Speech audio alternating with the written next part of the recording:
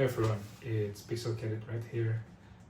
Today it's Tuesday, July 14th, 2026. Over the weekend, I decided to continue working on Keychain Dungeon.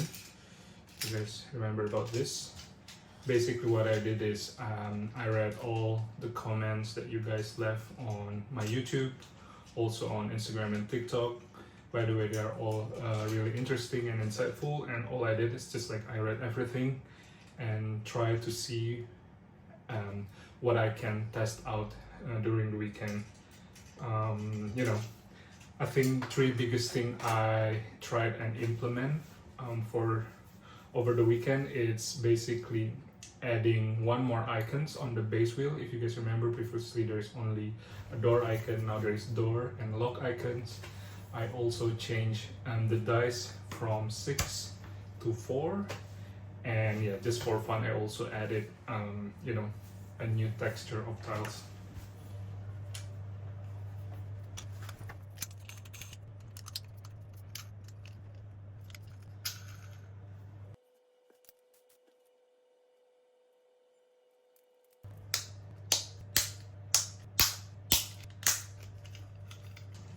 So this is how it looks now. I mean, yeah, as you guys can see here, by adding key icons, we avoid what the problem I mentioned early on, that basically having only this door icon will allow your hero to already stand on the door icon when we just start the game, right? Because when you rotate the base, you don't know where the door icon lands, and it's really possible, especially because it's a small board, that you already stand on it. And by having a key icon, then it means that it's locked, just like a typical dungeon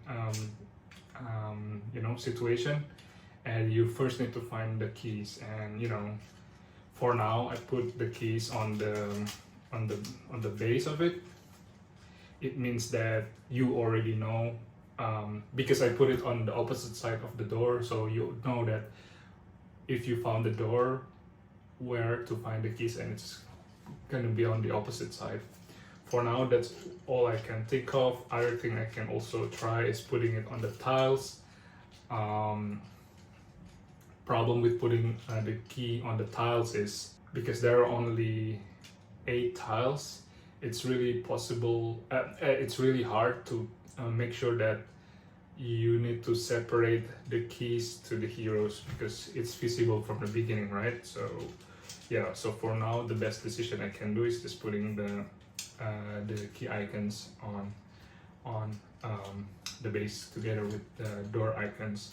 But I think it's a really nice and simple solution from the problem I mentioned before. So thank you guys for suggesting me that. Next thing I change is, instead of having a D6, I have a D4. Maybe if you saw it also closely from the assembly montage, I also added this like small triangle here.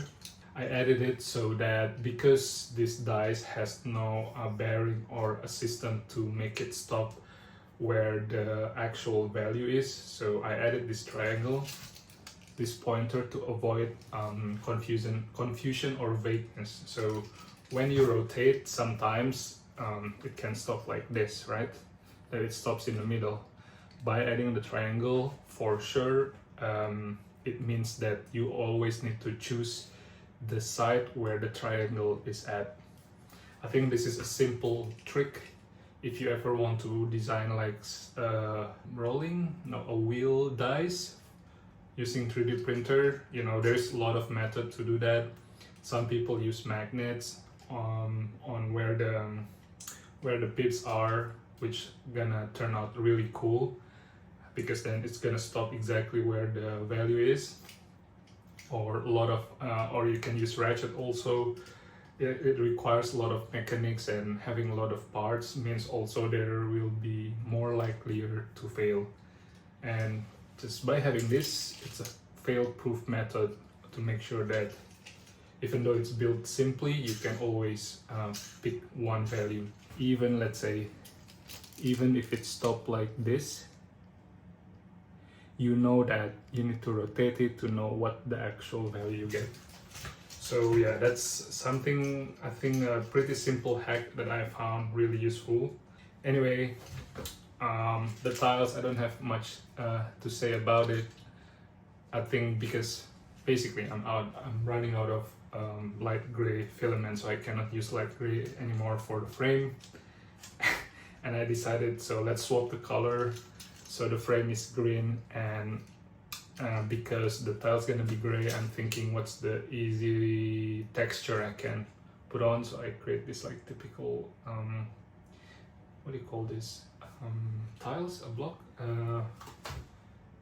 a brick, right? That's, anyway, by changing the dice from 6 to 4, it now makes more sense for not only the versus mode that I'm still working on, but it also makes sense for the solo player. Why? Because if you remember, even in the original game, in the original board, each monster is assigned to this like small dots. It's from 1 and 3 is the biggest value. I put it there because it's meant for me to try and test out for the versus thing. But now, because we have a D4, what we can also do is like we can make the game slightly more complex, and that is by, for instance, yes, your hero still cannot be orthogonally adjacent to any monsters. As soon as you get that, you're dead. The game is over. Now, because this is actually more likely to happen, is that you can add another difficulty, and whenever your heroes is diagonally adjacent to any monsters, then you need to roll a d4 and you need to beat the point that is assigned to the monster. So if it's 2, then you need to have you need to roll and get 2 or above. If it's 3, then you need to roll 3 and above. If you roll 1, then you don't need to roll, because you know it's a weak monster and you can get past that. Maybe not weak monster, but monster that is not aware. So that's the idea. It means that if there is a monster in the dungeon that has 3, you want to avoid that monster if possible. What else? Oh yeah, we're also talking about, instead of having it on a 3x3 board like this, I made this. It's now a 4x4, and with this, yeah, it turns into like more a proper board game or dungeon crawler, I would say. However, printing the mainframe, you know, as how I did it with the 3x3 print in place, pose some problem, and that is, I don't know why, maybe it's the problem of the tolerance. As you will probably see soon, I think I'm gonna add some videos where I did some tests of finding the right tolerance for this. I just printed the new configuration for a Keychain board. Basically, I think because there are more tiles in the middle, so definitely we cannot play the board as is without having the base. So I think now I'm just gonna carefully attach this to the base so we can test it after. Okay, now it's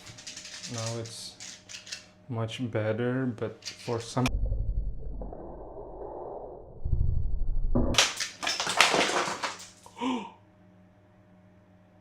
what the hell? But anyway, game-wise, something I want to pursue, and also that's like a design challenge or mechanical challenge I also want to solve if possible, like how to make it like a bigger board that can still like swap around but doesn't sag or like even like fall apart, right? Oh, also there is comment about, you know, for now they are all like friction fit. It means that I made it so that it has like some small nipples, I don't know, and you just like friction fit it and it's gonna stay there. And then some of you mentioned that actually having it on magnet will so you know it will be better, and I think say that yeah, I think it's gonna be great because it's gonna be easy to replace, to rotate. I only made like one model like only take one tile just to see if it works. So basically there's a magnet here, and I also embed magnet without gluing it and having like a big enough diameter so that this like neodymium coin shaped magnet can always flip around. So doesn't matter which pole you put on the thing, it will just stack. And like I said, if you put it on magnet, you can always like rotate the thing, you know, it's great. Until I think someone also mentioned this in the comment, that saying that if it magnet, it actually doesn't have enough, it doesn't have holding power. And imagine if this is a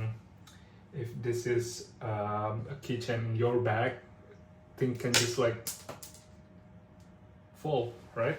I think what's fun is like someone mentioned about this, like especially when they are kids, having magnet is not ideal. And stupidly my mind is already going to like, is there like some bad effects of, or like bad long-term effects that magnet pose to kids or stuff? And basically the answer from this person is just like, yeah, you know, like kids will run around with this hang on the bags, and you know, if it magnets, can just like fall off. Or doesn't need to be kids, like even if I have it on my bag, I turn around and it's a magnet, and yeah, it's just gonna easily fall off. So I don't know, at this point I think I'm not gonna pursue magnet further. Maybe having this, like having the ability to change and replace tiles easily is one thing, but I'm not really precious about it. But you guys have this idea that it would be cool if we can also, you know, adjust the direction where the piece is facing, and that cannot be done if we have only like a fixed tile. And basically what I did is, coming back to the theme of print in place, I can still make it rotate by creating like a kind of print in place axis for each tiles. So as you guys can see here, I made two examples. One is the hero, and the other one is the blob. If you can see here, now the tile is made out of like basically it's just like an axle, like there's a cylinder in the middle that is flared outward. I don't know if it's the correct term. And then to make sure that it stays in place, and then yeah, that way it can rotate, and it's still gonna be a friction fit towards the frame, but after that you can still you know, rotate around the piece. I don't have any game mechanics that I can think of to accommodate this like fact of that it's rotating, but I just thought that it's cool that you can always, you know, face your monsters or your heroes wherever you want. But again, yeah, it's quite possible that if I put this out there, there will be a lot of feedbacks or like question coming that says like, hey, I printed this also 0.2 line height, just like your printer settings said, but it's welded together, like can you make me a different tolerance and stuff, you know. I can already foresee that. So I don't know if this is something that I want to put out. Maybe if you guys have ideas, like if there's any best practice to make sure every print in place stuff can be like uniformized, like to make it standard. Anyway, that's the log entry for today. It's only for Keychain Dungeon. That's what I did over the weekend. And as always, let me know what you guys think about it. Let me know if there is still stuff that you want me to try, or new ideas based on the new information I share with you about Keychain Dungeon. And if you guys are into, you know, board game stuff, geeking out about 3D printing, making toys, board game mechanics, or if you just want to know the continuation of Keychain Dungeon, maybe consider subscribing to my channel. Otherwise, I will be looking forward to your comments, and I guess I'll see you in the next video. Bye bye.